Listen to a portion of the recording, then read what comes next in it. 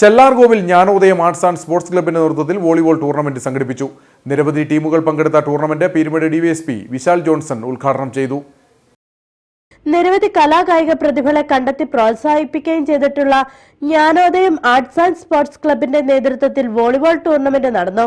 Peermade DYSP Vishal Johnson tournament ഉദ്ഘാടനം ചെയ്തു. കളിക്കളങ്ങൾ ചെറുതായിക്കൊണ്ടിരിക്കുകയാണ്. ഗ്രാമങ്ങളിലെ ക്ലബുകളിൽ അംഗത്വവും ലൈബ്രറിയിലെ പുസ്തകങ്ങൾ വായിക്കുവാനുള്ള പുതുതലമുറയുടെ വിദഗ്ധിയുമെല്ലാം ഇതെല്ലാം ഒരു